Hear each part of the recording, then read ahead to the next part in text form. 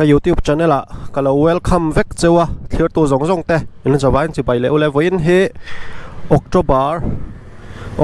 12 ania 2025 October ni som pani Sunday tlaidar li le som nga vela ni tlaidar nga ari chho tre pa hei thlasik rim anam dek an ti ang deuh khanin thlasik ani chho nai to khop maya November thalia phei chuanin khuwa avot chho le vieu dona khuwa vot chho le vieu dona thlasik ani chho don ni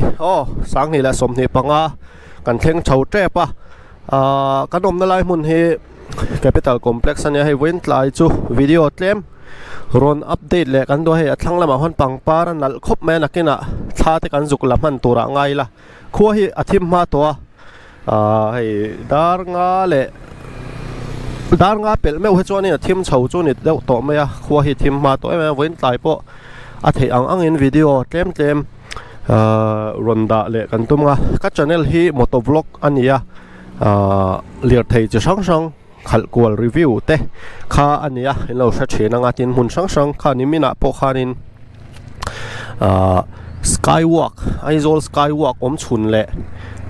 mun lar tak mai kan wat lo channel a po khanin video thar kha karon da to tun na ya hian in hei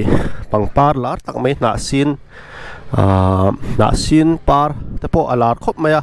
kar le hianin ma chop kan ne ya tlem kan soi lang anga nimin khan skywalk kan tlo zawa kan soi tak ang khanin voi tun kar chowa hianin mun sang tlo le kan tuma kan tum na mun te tlem han soi lang taila ma sain mui fang so tun kar chowa hian tlo tum taila atha in karinga chuarin mui fang kan tlo zo sakor mui toi tlang khi lampang si phir lampang lungdai thlen ma khi tlo kan tum lenga chumi kan tlo zo le huna chuanin mun dang deuh kan on update zelang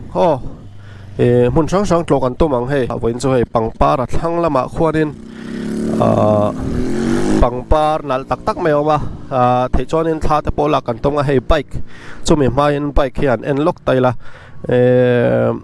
sarikat ka thona astok chu alangai lenga sarikat ka thona chuan haba khe chu ala ngai deuh veka ama matgat extender ka vuah bela fender ka thona ni maya abak chu la normal veka katla chei em lo ni bike po mo tin khu athlang lampang khu kan ti lang lok angai lai pangpar hi anal khop me a tha lak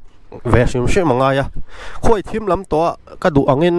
chhun eng thang kha light GoPro ani wangin light thi tha em to don lo ma se he anal khop me hela hianin pangpar wen chu kan review don ni wen review a chuan pangpar hi anal khop me helai mun he hey anuam khop mai pangpar kan tilang pangpar atam ani par moi khop mai nal khop mai 210cc 210cc 200 4v an tiang deuh khan 210.4v 4 valve tho khan ya tha khop mai khan ni ta se tiang kan tan chong khi lampang khi tan chho le kan tumanga khan ni phot sela nimin kha ka chaw dewa ka rim deuh le ka voin chu hei hun